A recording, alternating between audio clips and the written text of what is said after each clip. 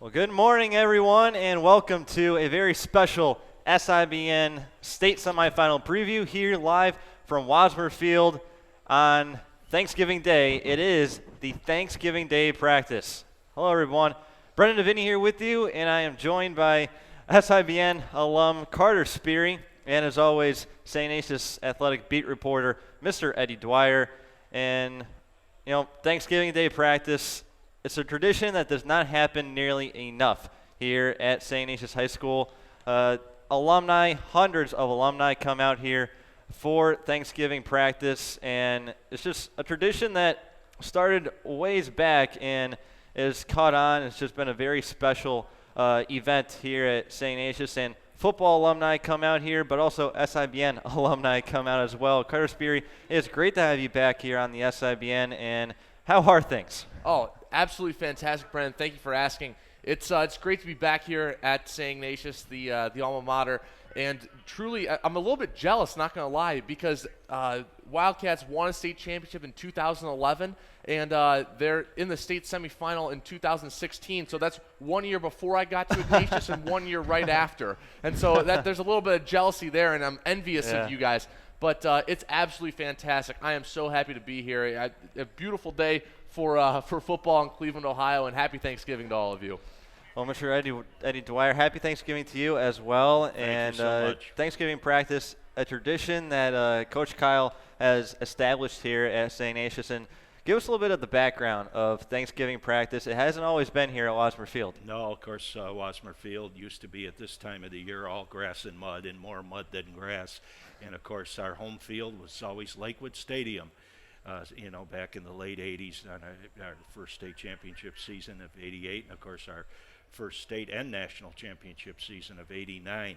And those Thanksgiving Day practices at Lakewood Stadium, we always had to get out the shovels. It just seemed like we got hit with all the bad weather in those days. You really had to brave Thanksgiving morning if you were an alum coming to those practices. But what great memories. We had such a great tradition. A phenomenal record at Lakewood Stadium, our home, which I still consider our home away from home. But just a great tradition that Coach Kyle started right from in our first, playoff appearance in 1988. Some of our younger fans are stunned by that. How the first year we made the playoffs, we won the state championship. So right. That's the way to go. Hey, if I could say something about Carter here. He might not have had the opportunity to call a state championship football game, but what a phenomenal job he did calling the soccer state championship just his last call on the winning goal and what have you. And also, of course, he had some great experiences with Pat O'Rourke's hockey program. So he got to call some pretty special Yeah, thank you so much. I definitely I really appreciate that, Mr. Dwyer. But yeah, definitely had quite a few opportunities I had between soccer and hockey, and finishing off the broadcasting career with a hockey state championship down at Nationwide Arena was something special. But something about St. Ignatius football that I've always loved, and just the tradition and everything that comes along with it. But yeah, so even though I know I didn't get the football one, and the soccer and hockey ones were definitely incredible rides, but I'm really looking forward to hopefully seeing my buddies Matt and Brendan get some rings on their fingers. There you go. Just like old times from last year. And Thanksgiving practice is called practice, and they are gearing up for tomorrow night's state semifinal down at Arlen Field in Mansfield, taking on the undefeated Olentangy Liberty Patriots. How did the Wildcats get there? Well, they had to make some history last Friday night at Bedford. And, guys, what a historic game it was. Overtime against St. Edward, fourth overtime against the Eagles all time. And what a defensive performance that the Wildcats had to put out there in the fourth quarter and in overtime. Carter, just the magnitude of that game, it just kept on building and building. And as the game went on, you knew something was special was happening. And Pat Ryan and the rest of the offense put on a show, and just Eagles and Wildcats made history. That was one of the best games in the history of the rivalry. I'm pretty sure Mr. Eddie Dwyer might have noted as the best hit game in the history between those two schools. And from what I could hear, couldn't quite be there, but that it was definitely an incredible contest. And the way that Pat Ryan was able to get his offense together and move forward as a unit. And it's no matter when you're scoring points in the 30s against any team but St. Ed's alone, that's tough to do. And the defense, I don't think, the most points they've given up in a game was 21 or 24. And their only loss, Yeah, exactly. So in Detroit. The way that it's tough. That was not expected of the Ignatius defense, but when it came down to it, they made big plays. Justin Sands, Alex Ringfield. I'm pretty sure Mike Chime had some big plays in there as well. But especially in overtime, Sands and Ringfield made some incredible plays in the secondary, which helped ensure the Wildcats that were on this field today. And Mr. Dwyer, give all credit in the world to St. Edward. They came back and they made it sure it was not going to happen like at First Energy Stadium. Curtis Celesta, he really exposed the Wildcats defense, and he really pushed back that defensive line, and the offensive line of the Eagles paved the way for Celesta as well. The Eagles, along with Kevin Kramer, they really made sure that they made big-time plays and kept their offense on the field.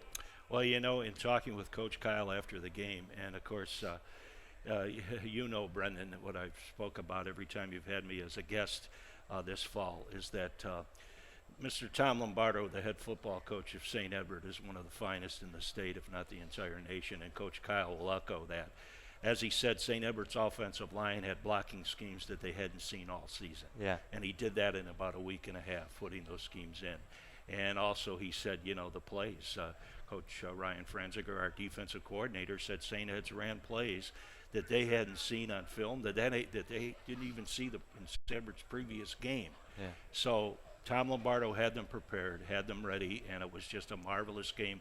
Carter mentioned about how I rated it, and I put it right at the top of the list, along with the triple overtime game, of course, in '93. And I say that because as dramatic and historic as the '93 triple overtime game was, we were already in the playoffs. It was a regular season game.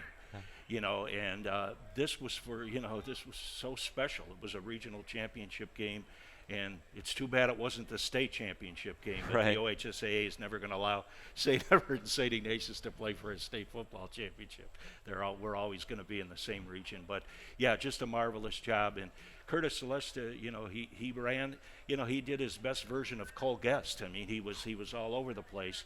And he did follow those schemes of, you notice in his 3 touchdowns, he went in untouched. Right. Those blocking schemes were perfect, and he cut back into them, and there you have it. But, we were there when it counted. We responded to what they did. We adjusted to what they were doing finally in the fourth quarter.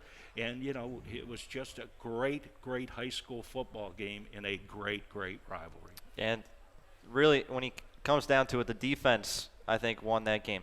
Because there was the Connor Kennedy blocked field goal that was just huge. Kept the lead for the Wildcats in the first half. There was the James Layden fumble recovery.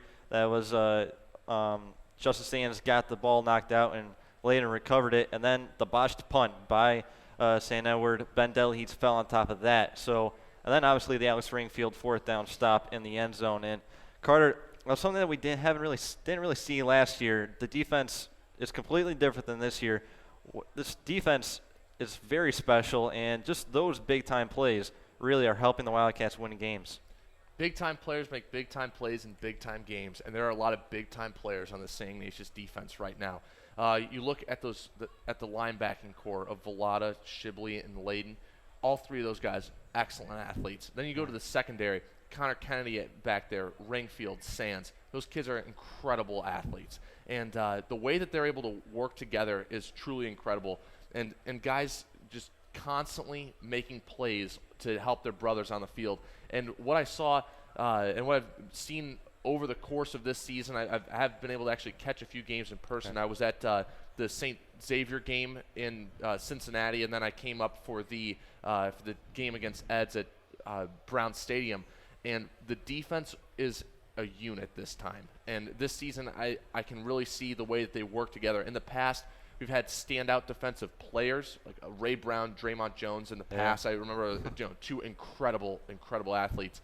But this time, this St. Ignatius defensive 11 is an incredible unit. They play together, and they play for their brothers. Right. And Mr. Dwyer, how big do you think since we were down on the sideline, how big was the Connor Kennedy blocked field goal? Because that really changed the outcome of the game. 3 points could have affected the outcome of the game. That was such a deflating sequence for St. Edward because, Connor comes up with that great athletic play and blocking the kick, and then, they lose their starting quarterback in Kevin Kramer. I mean, it was, a tough situation all around for them. And, I'll say this, I'll go on record as saying this, don't get too down on their sophomore quarterback, the Zero kid. That's how he pronounces his name, Zero DZURO, who's also a wrestler.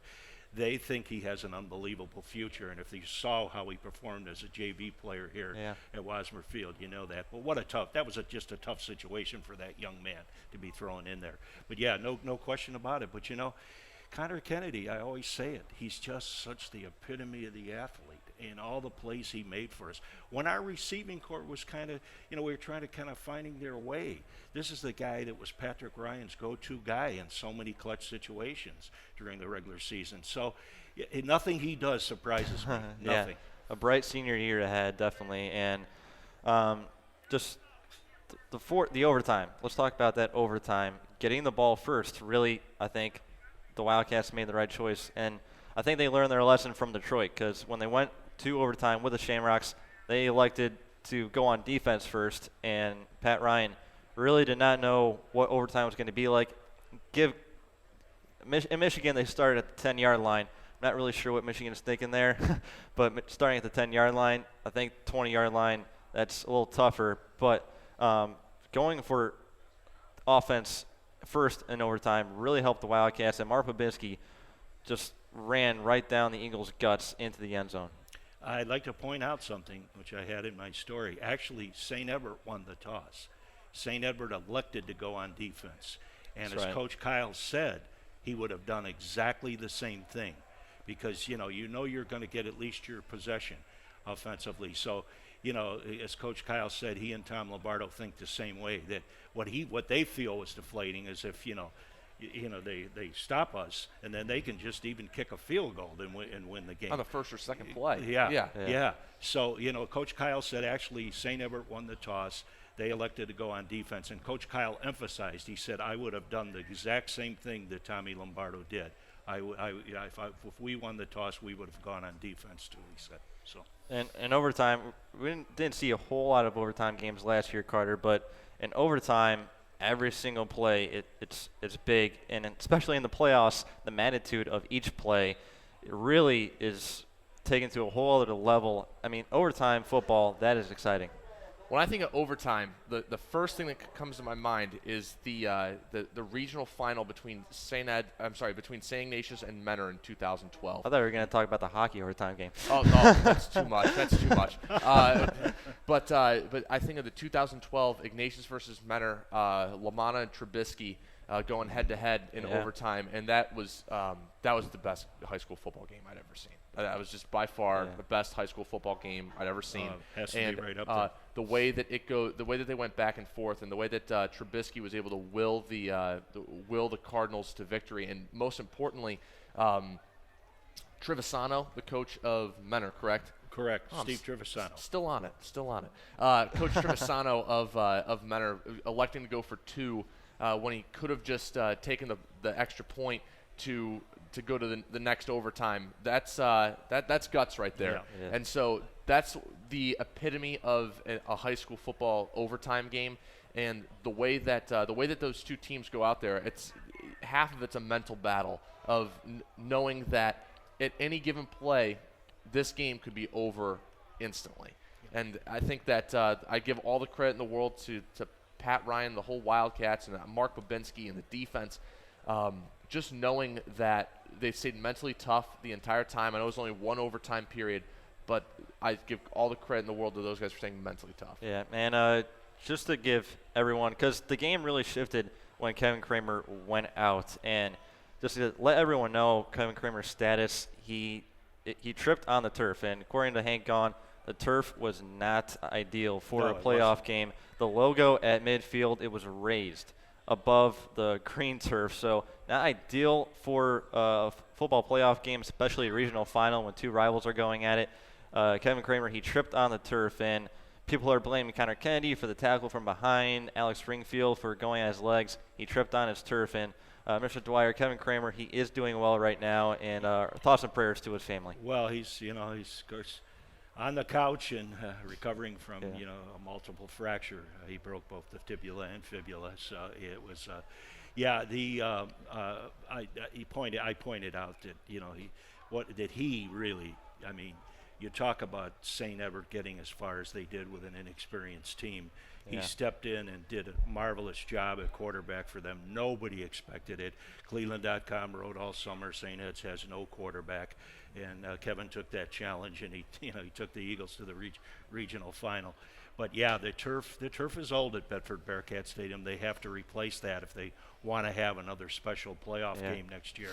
And it was a factor for both teams at times when they tried to make cuts and what have you.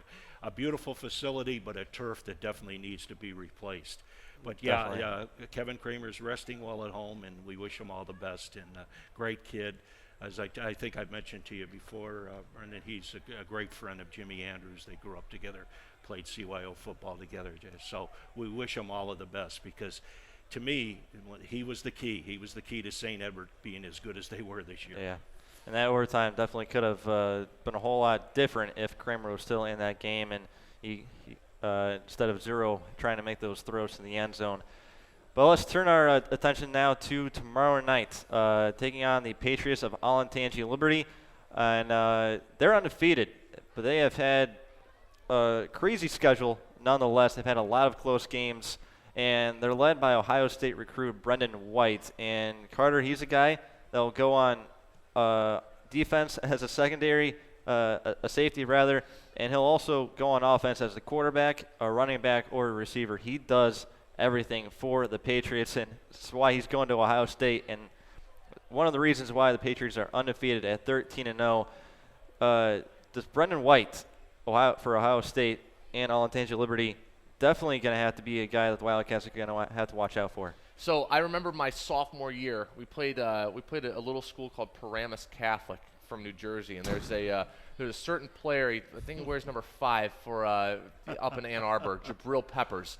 I watched him play against the Wildcats in a surprisingly close game with Paramus Catholic, nationally ranked, and obviously Peppers is doing that on the level, the collegiate level right now, and White's obviously doing a great job in the OHSAA and poised to do that at Ohio State. But the Wildcats were able to generally control Peppers for most of the game.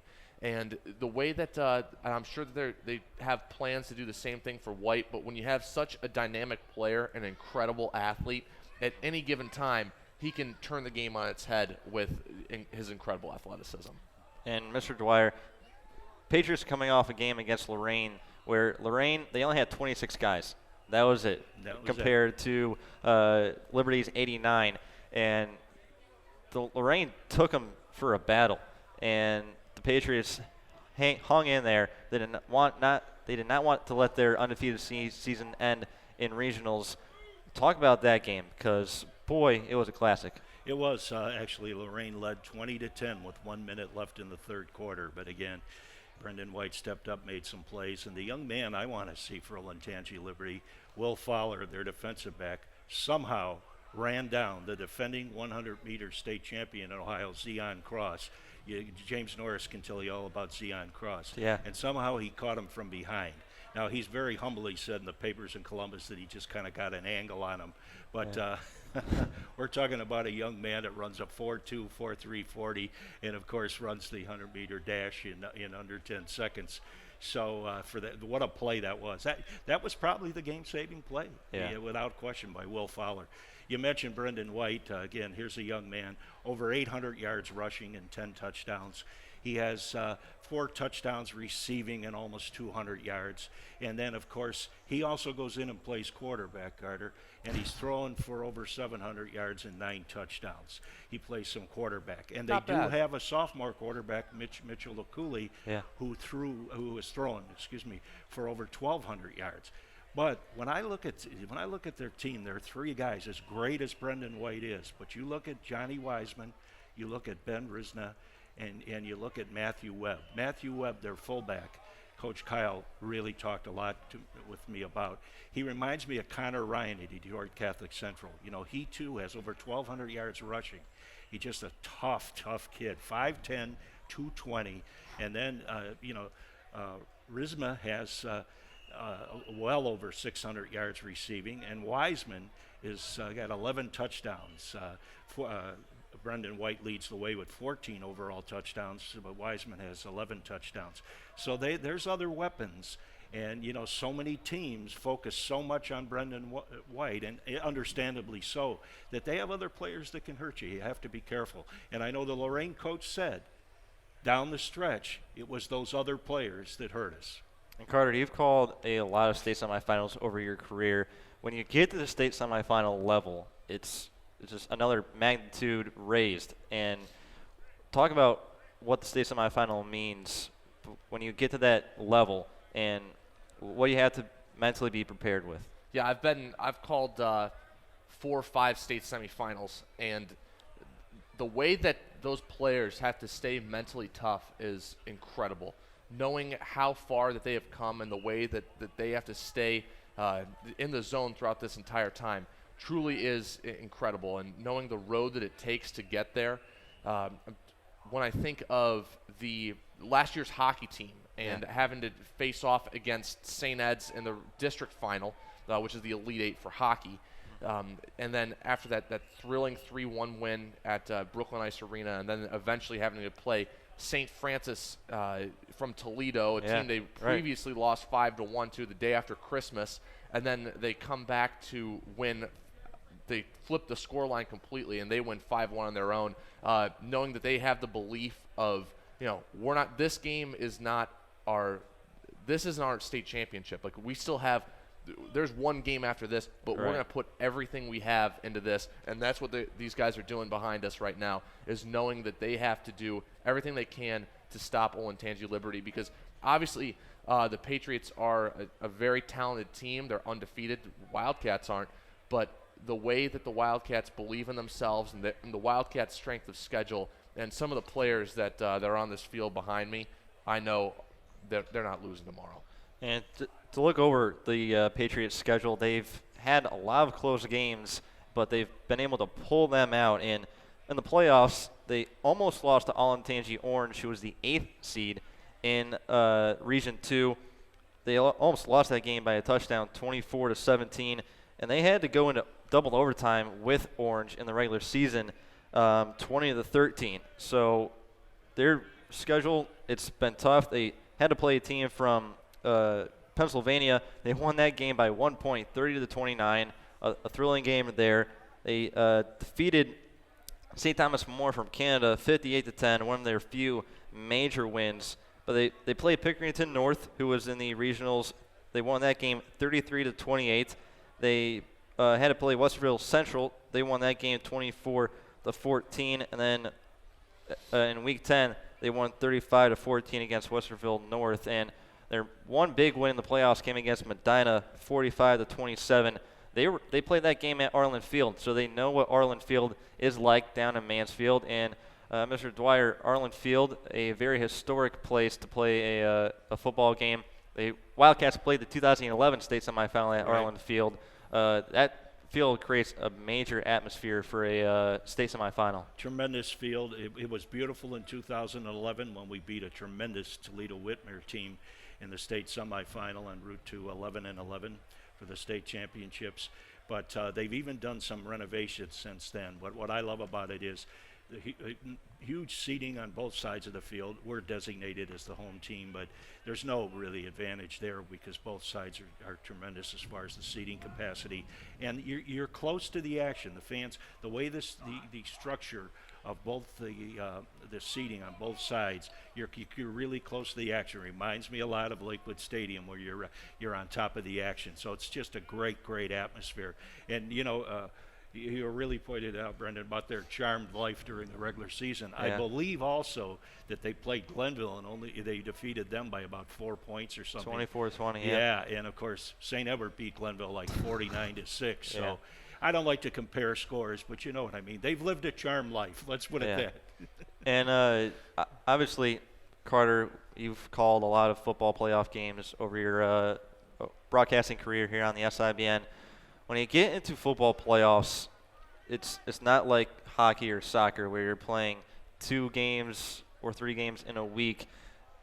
You have to have a week to prepare for these games. And what do you think the preparation goes through, especially here, Thanksgiving practice, preparing for a state semifinal Friday night? Talk about that and the playoff games, what magnitude they are at. When it gets to football in Ohio, high school football in Ohio, and knowing how publicized it is, and it's in the Plain Dealer in the sports section every week, big write-ups for games, that it's a big deal. And these kids know that it is the magnitude of these games and what they're playing for and who they play against is incredible. Knowing that it does, football, they're weeks apart.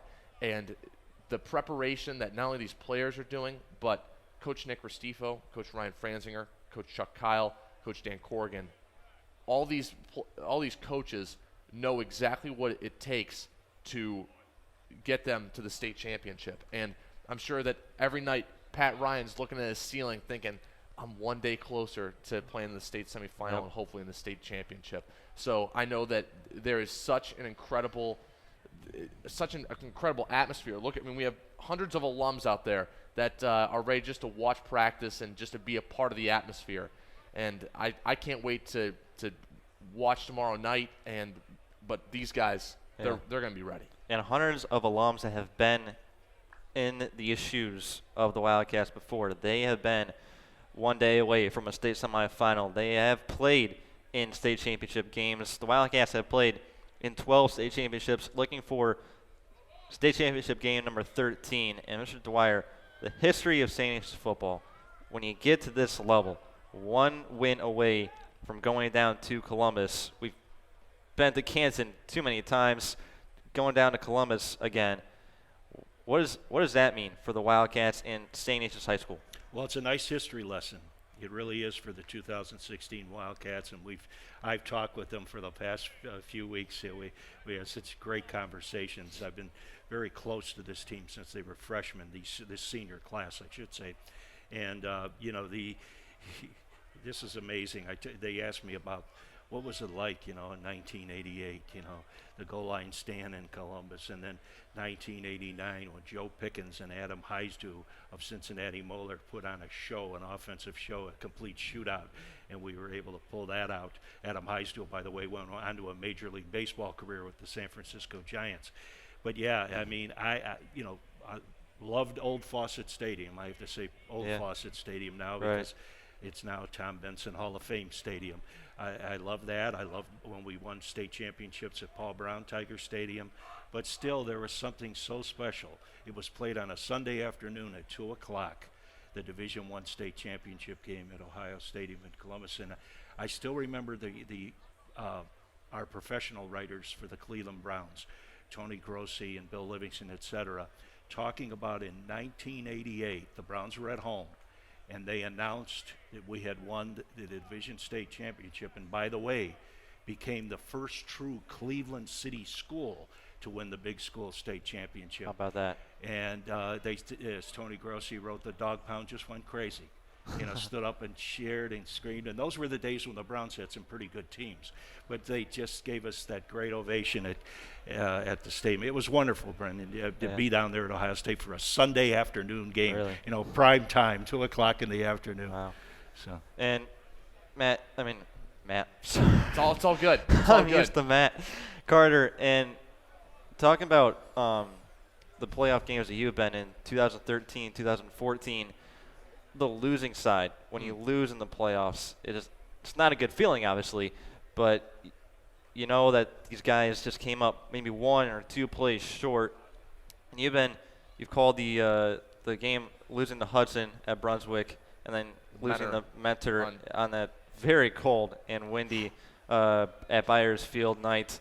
The losing side, it happens, but you don't want it to happen. And talk about the losing side, because it's devastating. I've been a part of 2 of those. We lost to Mentor and in one of the coldest, I think it's one of the coldest times I've ever been in my entire life. My sophomore year, I was on the call with Pat McGuire and Cole Larson, and that game. Menor towards the end just ran rampant on the Wildcats, and that's tough because you come so far, and especially that year. So that's 2013. We had a huge upset win over St. Ed's at Lakewood Stadium. Right. Yeah.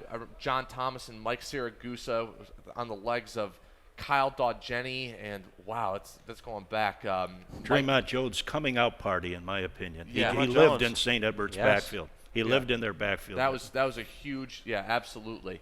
But those were that was a season where they didn't necessarily expect to go, to do particularly well. And then when they made the playoffs and they beat St. Ed's, and then they get into Menor, and it's like, wow, we're gonna this time is gonna Cinderella story. Yeah, exactly. And then it just gets cut short on a definitely superior Menor Cardinals team. That's tough. And then 2014. You go down to Brunswick and you're playing Hudson, and you're the favorite that time. That time you're supposed to, win. And the Explorers behind on the shoulders of Mitch Guadani took down the Wildcats that time. And I remember Ray Brown being extremely frustrated in that game. He made incredible defensive plays, and then a junior Dennis Grossell had a little bit of a tough time that night. And it's tough. It's really tough because not only do like guys like Brennan and I get around the team as broadcasters and stuff, and we've been working on media guides since July, and the whole roster and the depth chart and everything. But the fans and the students get around it, and obviously, and everything can't compare to the brothership that's on the field. I'm sorry, the brotherhood that's on the field behind us, and that's what is really painful and painstaking. But the thing that's different about this team is the continuity between offense to defense and the overall spirit that I've witnessed, that this team's something special. And the leadership comes from the captains. I mean, Adam Shibley, John Vallada, John Spellisy, they're all, I like to say, all in to take away from the Cavaliers, because they're all in. Each game, they don't want to lose. They want to win that game. And something, Carter, that I was thinking about this past week, the same games that we played last year compared to this year. Mentor, it was a thrilling victory, a shootout. We demolished the Cardinals this year. Going to Mentor, the Muller down in Columbus, it was a close game. We lose on a field goal. We demolished Muller this year. Right. Same with St. Xavier and St. Edward. It was a close game. Did we beat X, or did we? We beat X last year to keep our playoff hopes alive. Yeah. But then St. Edward, we completely tear apart the Eagles after a close loss last year. So the juniors that were on the team last year that are now seniors, their goal in mind was to make sure no close victories, major victories, and that's, Mr. Dwyer, I think, what this Wildcats team is about. No question about it. It's just, and let's not forget, as far as the captains, Matt Wiegand, of course, our outstanding hockey player too. He's also going to be one of the captains for Pat O'Rourke this winter on the ice too. A wonderful young man, and what a key job he's done at safety all year for us.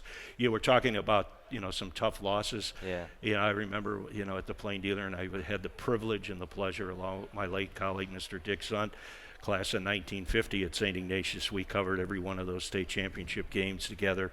And 1996, after winning a state record 5 in a row in Division I, I always call it the Joe DiMaggio record of Ohio high school football. I don't think anybody's ever going to touch that again.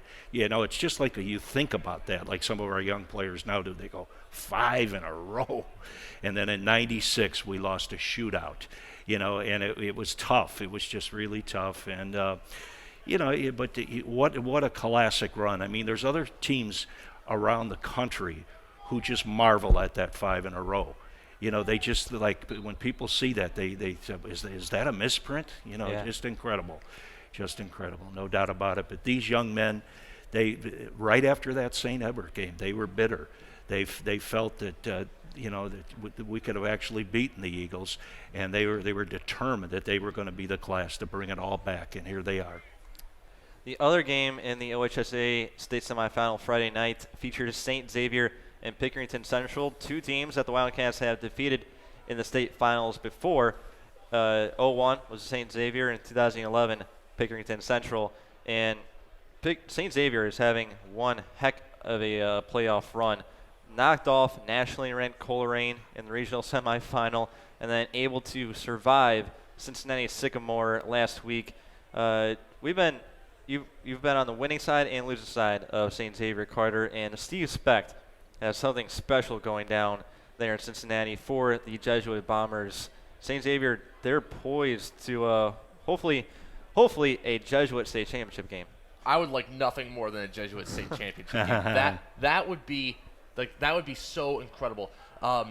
So quick side story. So at my dorm at Miami, so there's me and my roommate, and then directly to the left of us, there's a triple full of St. X kids. They all went to St. X, and so I always kind of just casually talk about week 8, or was it week 8 or week 9? Week 9. Yeah, week 9, and once they beat Coleraine 2 weeks ago, yeah, I kind of knew there was something brewing up in down in the suburbs of Cincinnati.